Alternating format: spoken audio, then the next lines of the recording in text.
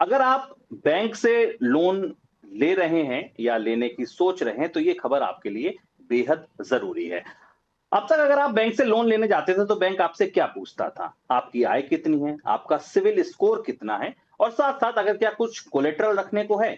यही वो 3-4 बुनियादी चीज़ें थीं, जो दरअसल लोन देने का या लोन मिलने का आधार बनती थीं। लेकिन अब आपका क्रिमिनल रिकॉर्ड भी बैंक से लोन लेने में एक अहम भूमिका निभा सकता है। जी हाँ, बैंक इससे जुड़े पहलुओं पर विचार कर रहा है, चर्चा कर रहा है। आने वाले दिनों में हो सकता है कि आपके क्रिमिनल रिकॉर्ड को भी लोन देने का आधार माना जाए।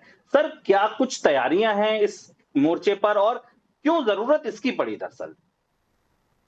थोड़ा उलझा हुआ सा प्रकरण है ये, और इसमें कई तरीके के पक्ष सामने आ रहे हैं। सिविल स्कोर पहले से मौजूद है। सिविल मूलतः आपके और किसी व्यवहार की परीक्षा नहीं है, सिर्फ इस बात का पैमाना है कि आपने समय पर कर चुकाया कि नहीं चुकाया। अगर आपके पास 5 क्रेडिट कार्ड है तो आपने कितने पेमेंट डिफॉल्ट किए, कितने समय पर चुकाया। अगर लोन चल रहे हैं तो सारी किस्तें समय पर, उस हिसाब से आपका सिविल का स्कोर बनता है, और उस स्कोर के आधार पर आपके लोन की दर भी तय होती है और पात्रता तो खैर तय ही होती है।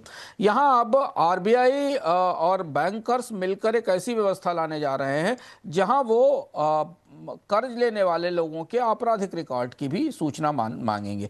आमतौर पर आपराधिक रिकॉर्ड वाले लोगों को कर्ज नहीं दिया जाता, लेकिन यहाँ इस वजह यह है, एक तो फ्रॉड और डिफॉल्ट की सूचनाएं जो पहले से पता नहीं होती हैं। एक बैंक के पास जाने वाला, कर्ज लेने वाला व्यक्ति अपने बारे में सूचनाएं छिपाता है।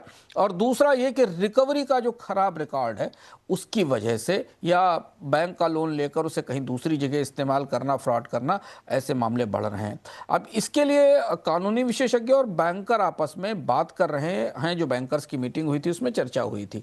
अभी यह कहना मुश्किल है कि ये एक ब्लैंकेट व्यवस्था आएगी या कॉन्टेक्चुअली किसी खास मामले में कोई शक और संदेह होने पर इन रिकॉर्ड्स को सर्च करके इनको वेरीफाई किया जाएगा, ये पता नहीं है। लेकिन इसमें कानूनी अड़चन है। कानूनी अड़चन है कि इस तरीके की स्थिति में क्रिमिनल रिकॉर्ड का चेक जो मौजूदा व्यवस्था के तहत कंसेंट के आधार पर हो सकता है। इसमें डेटा प्रोटेक्शन के लीगल प्रोविजन है। किसी भी व्यक्ति के कानूनी मामलों को के बारे में बैंक्स जाकर जानकारी तब कर सकते हैं जब उसकी सहमति हो।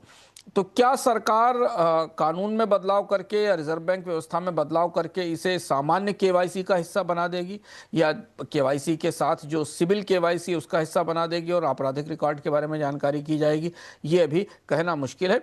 लेकिन बैंक्स हाल फिलहाल के वर्षों में जो लोन्स को लेकर फ्रॉड बढ़े हैं, खासतौर से बैंकों के लोन को लेकर और एनबीएफसी और माइक्रो फाइनेंस के लोन को लेकर फ्रॉड बढ़े।